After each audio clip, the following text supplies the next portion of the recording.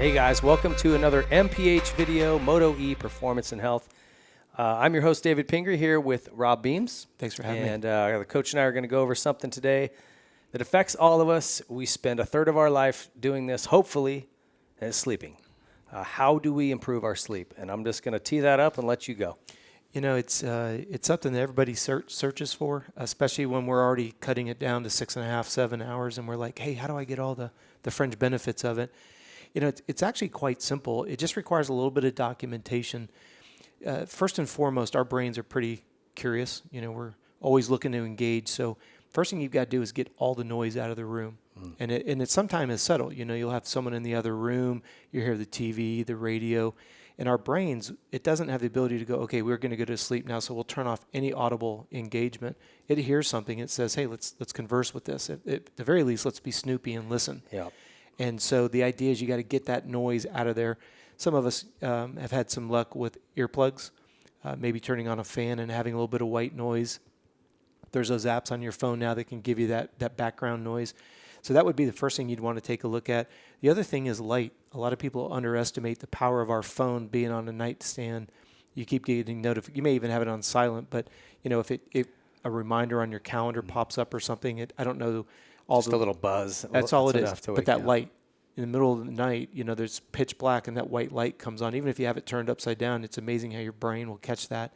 So you got to make the room dark. If you've got to use blackout sheets, that I would recommend doing that as well. The other thing is the room's got to be extremely dark and cold. So, you know, think about a hibernating bear. I'm not saying make it 42 degrees, but, you know, the colder the better. And then layer up on the blankets. The body loves that hibernation side of things. The sensitive subject that people like to talk around is going to bed sexually satisfied.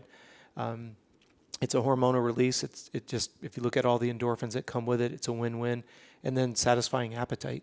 You know, if you go back to the hierarchy of needs, and I've had some pretty good adult conversations with people who don't want to get into the keyboard bashing, but really want to engage, because there are some concerns that eating before bed is going to get an insulin spike and all of this. And I go back to the body, if you're going to force it to make an executive decision between going to sleep hungry and or sleeping, it's going to give up the sleep to go back and eat. And if you look at the idea, look at how powerful your naps are after you've had a good meal. I'm not saying that the Turkey Day, Thanksgiving-induced coma that we put ourselves in with so many carbs, but I'm just saying when you satisfy appetite, that can only be done with 2 macronutrients, protein and fat. So eating something like an avocado with extra virgin olive oil, that may seem a little too heavy for some people. I was on a TV broadcast where, you know, I'm a big fan of ice cream before bed. You know, going with a high quality ice cream, I know it's got some sugar in it, but there's a higher percentage of protein and fat if you're going with a high quality ice cream. So if you want to satisfy your hunger with an avocado and extra virgin olive oil, go for it. I'm going to go with a Haagen-Dazs bar. I'm a Tillamook guy, but whatever. I'll hang in there with you. The quality is there nonetheless. Yep. And that goes back to trying to find what works for you as an individual. If you can really sink your teeth into the idea of satisfying appetite with protein and fat, that's always going to be your starting point right off the bat. And then it just cascades from there. And this is why I was saying it's so important that you look at what document. If you go to bed at relatively the same time, your body loves consistency. Think about when your daughters were young. You didn't have a sporadic go to bed time. You had a routine. When did that change? I say that quite often on podcasts. And we rush into this adulthood thing. We want all these responsibilities and independence. And what would you give to go back to when M&Ms were more valuable than money? You know what I mean? And that's where we hurt ourselves as human beings, because what are the 2 things that we screw up the most as we become adults? We eat less and we sleep. We don't sleep enough. Yeah. And the sleep that we get is not enough quality. It's not enough quantity, so we gain weight. We're going to talk about that in another show. But the idea here is when you understand truly physiology, going to bed hungry is not going to improve your quality of sleep. When you don't get the quality sleep, you don't release the hormones that makes you naturally leaner. You don't get the deep sleep, which releases testosterone, which increases red blood cell count. You'll have more energy because you have more oxygen. Mm-hmm. Who would think sleep could have such a positive effect? Do you recommend cutting off water at a certain point? Because I know for me, especially as I've gotten older, I have to get up and pee at 3 Absolutely. in the morning if I'm hydrating right. Yep. That's where you got to document, because you could drink 20 ounces at 7:30 and it works great. 7:45 and you're up twice. Yeah. It's it definitely plays a big role in it.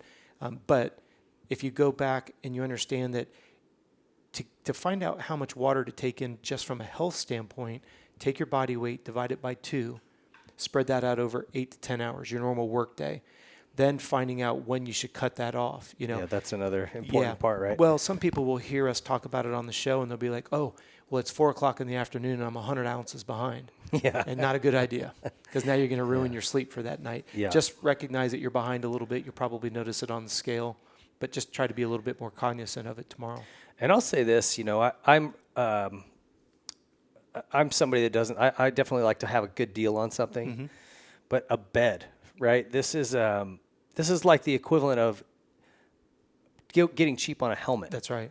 I mean, this is the one that you spend a third of your life there. Supposed to. And the way that those 8 hours or 9 hours go for you depends right. on how you feel for the other 16, hours. Yeah.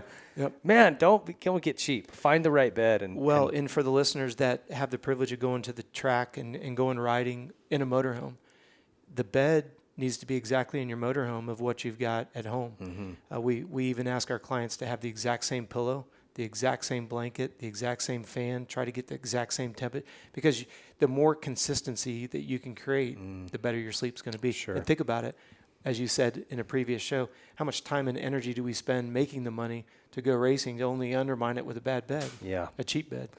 Yeah, it's crazy. So it can't be overstated how important sleep is. No. So listen to the things that Robb's saying here. There's more resources over at CompleteRacingSolutions.com. Go check those out. Get your butts to bed. Get some good sleep. And we'll see you guys here for more MPH videos soon.